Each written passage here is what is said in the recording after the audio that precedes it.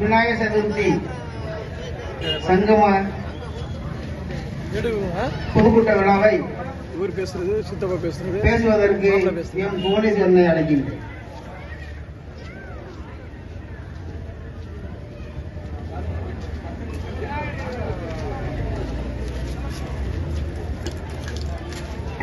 ஓம் come come கணபதியே நமக. இந்த பொன்னான மாலை வேளையிலே நூற்றுக்கணக்கான இளைஞர்கள் இந்து எழுச்சியோடும் இந்து என்ற உணர்வோடும் இங்க கூடியிருப்பதை பார்க்கும்போது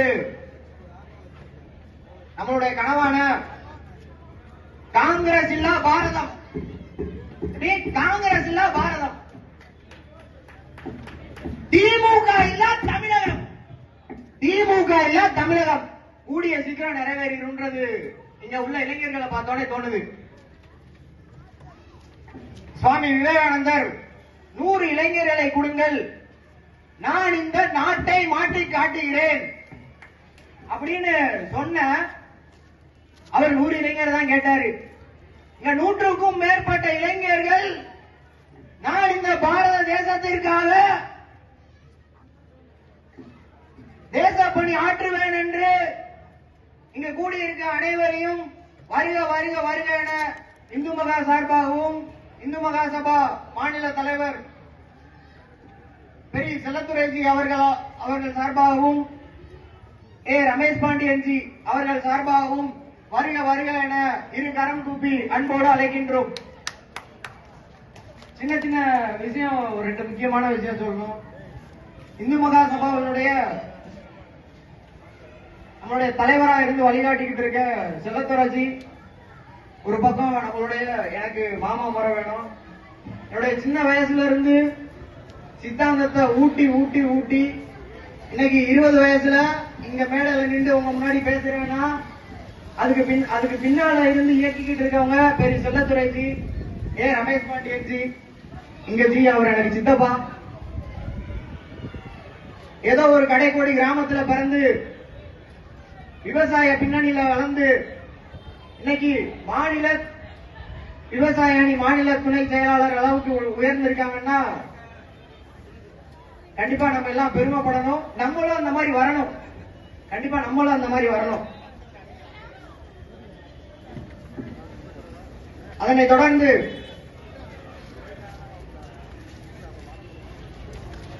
வீரமற்ற விவேகம், வீரமற்ற விவேகம் கோழைத்தனம், விவேகமற்ற வீரம் முரட்டுத்தனம் என்று சொல்லிய பசும்பொன் முத்துராமலிங்க தேவரை வணங்கி தேசமும் தெய்வீகமும் சொல்லியிருக்காரு. எனது 2 கண்கள் அவரை விட்டுட்டான்பா, கோச்சிக்காதீங்க. வெள்ளையருன்னு சொல்றதை விட கிறிஸ்தவனுக்கு வரி கட்ட மறுத்து, கிறிஸ்தவனுக்கு கப்பம் கட்ட மறுத்து இங்க இந்தியாவின் முதல் சுதந்திர போராட்ட வீரர், அடே கிறிஸ்தவனே என்னை பீரங்கி வாயில் கட்டிவிட்டாய், கட்டிட்ட என்னை கொன்று, இல்லைன்னா நைட்டு உன் பொண்டாட்டி கூட படிக்க முடியாது என்று கூறிய மாவீரன் அழகுமுத்துக்கோனை வணங்கி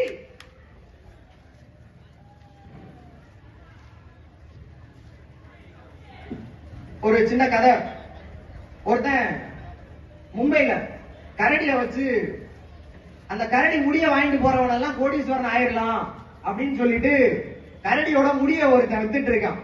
அதையும் மக்கள் வாங்கிட்டு போய்கிட்டே இருக்காங்க. ஒரு சின்ன பையன் வர்றான், ஐயா என்னையா அது, கரடி முடியெல்லாம் வித்துக்கிட்டு இருக்கோம், நீங்க வாங்கிட்டு போயிட்டீங்கன்னா கோடீஸ்வரன் ஆயிட்டு. கிருக்கா, அவன் அந்த கரடியே வச்சிருக்கான், அவன் 10 ரூபாய்க்கு ரோட்ல நின்று சிங்கி அடிச்சுட்டு இருக்கான், நீ அந்த கரடி முடிய வாங்கிட்டு போய் பணக்காரன் ஆயிரன்னு வரட்டு நாத்திகம் பேசுறியடா அப்படின்னு கேட்ட ஒரு சின்ன பையன் கேட்கிறாரு. அவரு கொஞ்ச நாள் கழிச்சு அவரே சொல்றாரு, கற்பி ஒன்று சேர் புரட்சி செய்யு சொல்றாரு.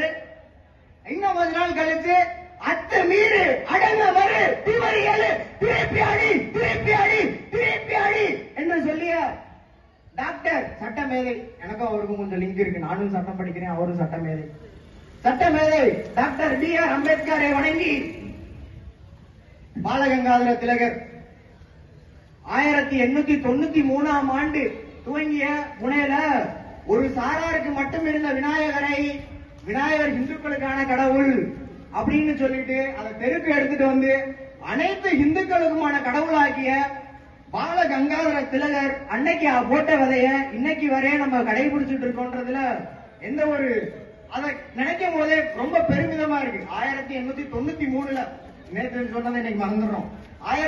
அதுதான் ஹிந்து சித்தாந்தம். ஹிந்து சித்தாந்தத்துல ஊறி போயிருக்கோன்றதுக்கு அடையாளமே அதுதான். ஒரு நாத்திகவாதி பெரியார் மாதிரி ஒரு கிரிக்கன், அவனை கெட்டவரத்தில் திட்டலாம், மேடை நாகரிகம்ன்றனால அவனை கெட்டவரத்தில் திட்டல. பெரியார் ஒரு கிரிக்கன், அந்த பெரியார் மாதிரி ஒருத்தன் நாத்திகம் பேச வர்றான். கிருபானந்த வாரியார்ட்ட போய் கேட்கிறான், ஐயா என்னையா தூண்லையும் இருக்கும் துரும்புலையும் இருக்குன்றீங்க கடவுள், எதுக்கியா கோயிலுக்கு போறீங்க அப்படின்னு கேட்கிறான் பெரியார் மாதிரி ஒரு கிரிக்கன். அப்போ கிருபானந்த வாரியார் சொல்றாரு, ஐயா பால் குடிச்சிருக்கியா? குடிச்சிருக்கேன் ஐயா. எதுல இருந்து வரும்? மாட்டுல இருந்து வரும். மாடு எதை பாலாக்குது? ரத்தத்தை உருக்கி பாலாக்குது. மாடு உடம்பு பூரா ரத்தம் இருக்கு. பாலை பிடிச்சிருந்தா பால் வருமா? வராது. கொம்பை பிடிச்சிருந்தா பால் வருமா? வராது. மாட்டின் மடிவை பிடித்து இழுத்தால் மட்டும்தான் பால் வரும். அதுதான், அதற்காக தான் எங்கு எதை செய்ய வேண்டுமோ அங்குதான் அதை செய்ய வேண்டும் அப்படின்னு சொல்லி அவன் அடிச்சு துரத்தி விட்டாரு. இனிமேல் வரவே வராதாண்டு. ஆனா அவன் அன்னையில இருந்து ஹிந்துவா மாறுறான், நாத்திகம் பேசுறதை விட்டுறான். இப்படி பல பல பல இந்துக்களுடைய பெரியவர்கள், இந்துக்களுடைய மகான்கள் எக்கச்சக்க பேர் இருக்காங்க. வரலாறு மறைக்கப்பட்டு கொண்டிருக்கிறது. திட்டமிட்டு வரலாறை திமுக அரசு, காங்கிரஸ் அரசு எல்லாமே மறைச்சிட்டு வருது. அதோட இப்போ உலகளாவிய உண்டியல் குலுக்கிகள் கம்யூனிஸ்டும் சேர்ந்து எல்லா ஹிஸ்டரியும் மறைச்சிட்டு இருக்கான். இப்போ வரும்போது பள்ளிவாசல பாத்துட்டு வந்தோம், பெரிய பள்ளிவாசல். அதாவது ஸ்பீக்கர் அங்க இருக்குல்ல, கேட்க முடியல எங்களுக்கு. பெரிய பள்ளிவாசல் கிட்ட ஒரு வேன், காவல்துறை நண்பர்கள் யாரு பாதுகாப்பு போட்டிருக்காங்கன்னு தெரியல, அவங்களுக்கு தான் தெரியும். இது 1975ல இந்திரா காந்தி அம்மையாரால ஏவப்பட்ட அரசாங்கத்தினுடைய மொத்த பவரையும் புடுங்கி எமர்ஜென்சின்னு ஒண்ணு 1975ல போடுறாங்க. அதை ஞாபகப்படுத்துது இருக்க காவல்துறை. அங்க போட்டிருக்க பஸ், நாங்க என்ன கஞ்சா வைக்கிறோமா இல்ல கொலை பண்றோமா ரேப் பண்றோமா அவங்களெல்லாம் விட்டுறாங்க. இங்க வந்து விநாயகரை வச்சு பொரியல் கடலையும் சாப்பிட்டுட்டு பூஜை பண்றவங்களுக்கு வந்து இவ்வளவு பாதுகாப்பு ஏன்னு தெரியல. நாடு எதை நோக்கி போயிட்டு இருக்குன்னு தெரியல. இதற்கு எல்லாம் முடிவு கட்ட வேண்டும் என்றால் பிஜேபி ஆட்சிக்கு வரணும். ஆர்எஸ்எஸ் சித்தாந்தத்தை அனைவரும் படிக்கணும். ஒவ்வொரு இந்து வீட்டையும் ஆர்எஸ்எஸ் காரன் இல்லாத வீடே இருக்கக்கூடாது என்று அன்று அப்படி மாறுகிறதோ அன்னைக்கு காவல்துறை நம்மளாதான் இருப்பாங்க, இப்ப நம்மளாதான் இருக்காங்க. அன்றுதான் இந்த போலீஸ் பாதுகாப்பெல்லாம் இல்லாம கெடுபுடியா ஒரு பிள்ளையார வச்சு வழிபடுறதுக்கு இவ்வளவு கெடுபுடி தேவையானா தெரியல. அப்படி என்ன தப்பு பண்றோம்னு எங்களுக்கும் தெரியல. அத தயவு செஞ்சு யாராவது தெரிஞ்சவங்க சொல்லுங்க. நான் மேடை விட்டு இறங்கி வந்ததுக்கு அப்புறம் மேற்கத்திய நாகரிகம் 90 வச்சா அசிங்கம், 90 எல்லாம் போடணும், அதான்டா ஃபேஷன். பேண்ட் வந்து டைட்டா போட்டுக்கிறது, கிழிச்சு போட்டுக்கிறது, இப்படி பல பல மேற்கத்திய நாகரிகங்கள், பல பல மேற்கத்திய நாகரிகங்களை வந்து நமக்குள்ள திணிச்சு எதுக்காக திணிக்கிறான்? அவனோட திட்டம் என்ன?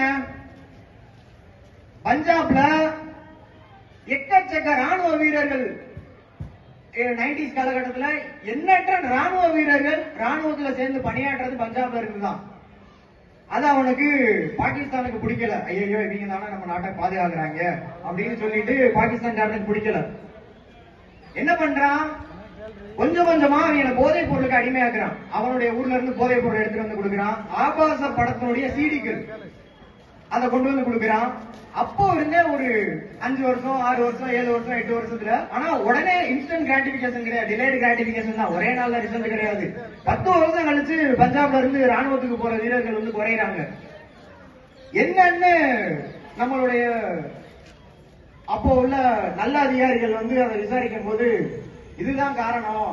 அதுக்கப்புறம் தான் அங்க உள்ள போதைப் பொருள் அதிகமா ஒழிக்க ஆரம்பிச்சாங்க, ஆபாச செடிகளை எரிக்க ஆரம்பிச்சாங்க. அதுக்கப்புறம் மறுபடியும் பழையபடி அந்த ரேசியோ கூடுது. அதுக்கப்புறம் மறுபடியும் பழையபடி பஞ்சாப்ல இருந்து ஆர்மிக்கு ராணுவத்துக்கு ஆட்கள் போக ஆரம்பிச்சுட்டாங்க. இதே விஷயம்தான் தமிழகத்துல மேற்கத்திய நாகரிகமா திணிக்கப்படுது. இந்து சகோதரர்களே சகோதரிகளே, தயவு செய்து மேற்கத்திய நாகரிகத்துக்கு அடிமையாக வேண்டாம் என்று இந்த மேடையின் மூலமாக உங்களுக்கு நான் தாழ்மையான வேண்டுகோள் வைத்துக் கொள்கின்றேன். ஒரு சகோதரனாக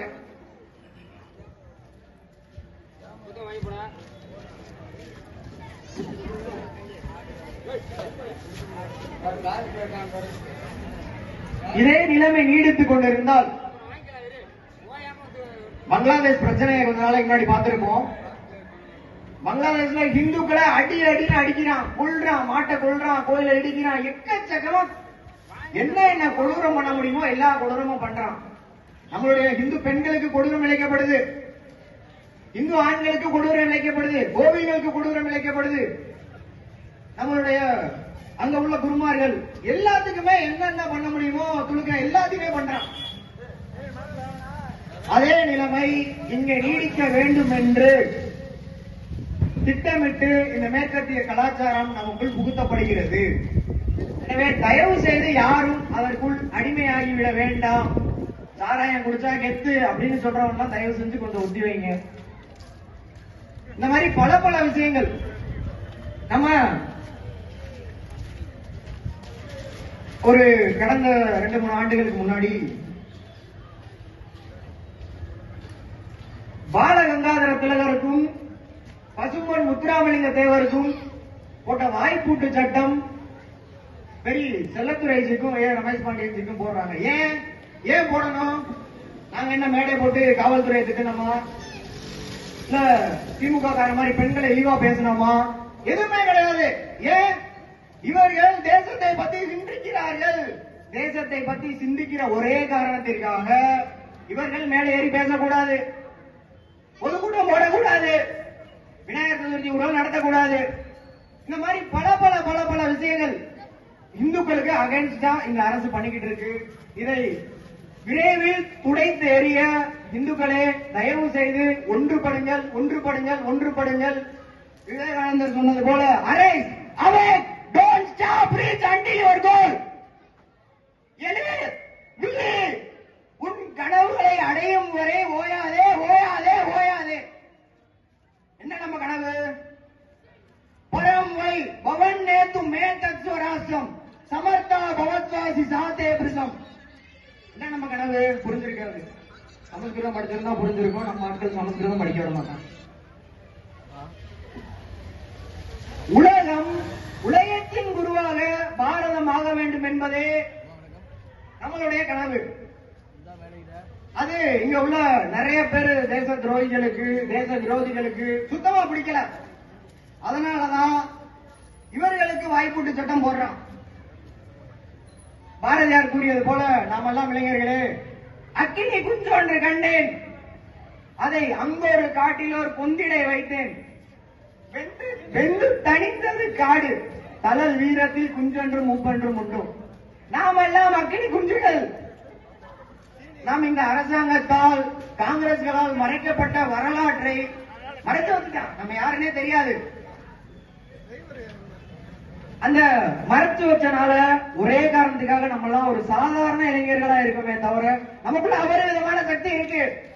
விவேகானந்தரை படிச்சா தெரியும், வீர சாவர்கரை படிச்சா தெரியும், பாலகங்காதர திலகரை படிச்சா தெரியும், பகத்சிங், ராஜகுரு, சுகதேவ் போன்ற மாவீரர்களை படித்தீர்கள் என்றால் நம்மளுடைய பவர் நம்ம கிட்ட அன்லிமிட்டெட் பவர் இருக்கின்றத எல்லாருமே தெரிஞ்சுக்கலாம். நேரம் கருதி உங்ககிட்ட நிறைய இளைஞர்கள் இருக்கீங்க, நிறைய சொல்லணும்னு ஆசைப்பட்டேன். நேரம் கருதி நிறைய மூத்த காரியகர்த்தாக்கள் இருக்காங்க, எல்லாருமே பேசணும். அதனால நேரம் கருதி விடைபெறுகிறேன். பாரத் மாதா கி பத்தல தமிழ பத்தல பாரத் மாதா கி